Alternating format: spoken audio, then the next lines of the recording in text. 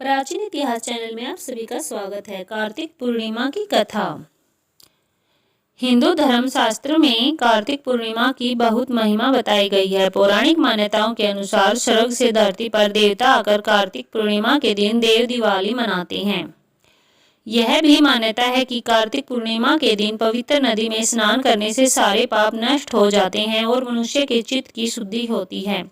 भक्त इस खास दिन पर उपवास भी रखते हैं।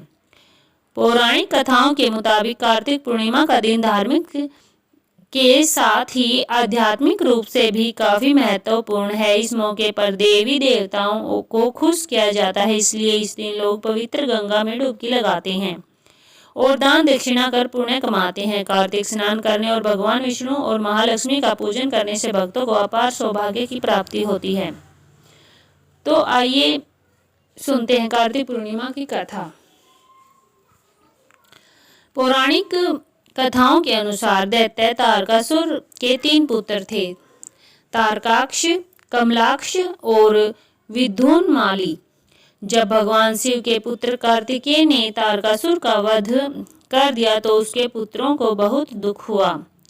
इसके बाद उन्होंने देवताओं से बदला लेने के लिए घोर तपस्या कर ब्रह्मा जी को प्रसन्न किया। ब्रह्मा जी प्रकट हुए तो असुरों ने उनसे अमर होने का वरदान मांगा, लेकिन ब्रह्मा जी ने उन्हें इसके अलावा कोई दूसरा वरदान मांगने के लिए कहा।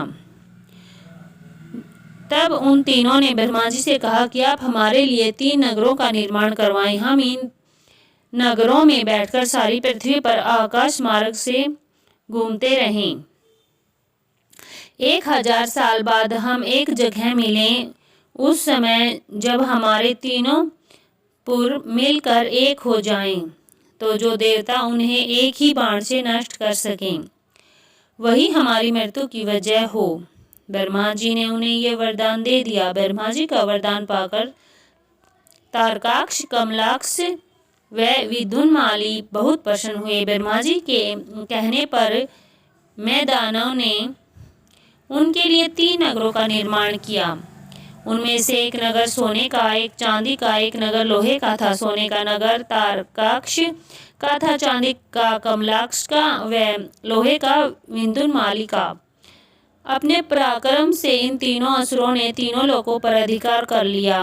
इन दैत्यों से घबराकर सभी देवता भगवान भोलेनाथ की शरण में गए। देवताओं की बात सुनकर भगवान शिव त्रिपुरों का नाश करने के लिए तैयार हो गई। इसके बाद विश्वकर्मा ने भगवान शिव के लिए एक दिव्य रथ का निर्माण किया। चंद्रमा व सूर्य उस रथ के पहिए बने।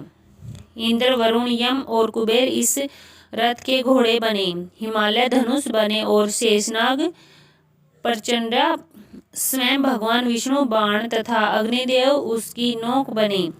उस दिव्य रथ पर सवार होकर जब भगवान शिव त्रिपुरों का नाश करने के लिए चले तो दैत्यों में हाहाकार मच गया। दैत्यों ने व देवताओं में भयंकर युद्ध छिड़ गया। जैसे ही त्रिपुर एक सीध में आए, भगवान शिव ने दिव्य बाण चलाकर उनका नाश कर दिया। त्रिपुरों का नाश होते ही सभी देवता भगवान शिव की जय जयकार करने लगे। त्रिपुरों का अंत करने के लिए ही भगवान शिव को त्रिपुरारी भी कहते हैं। तो यह थी कार्तिक पूर्णिमा की कथा। ऐसी अच्छी कथा और कहानियों के लिए हमारे चैनल को लाइक, शेयर और सब्सक्राइब जरूर करें। धन्यवाद।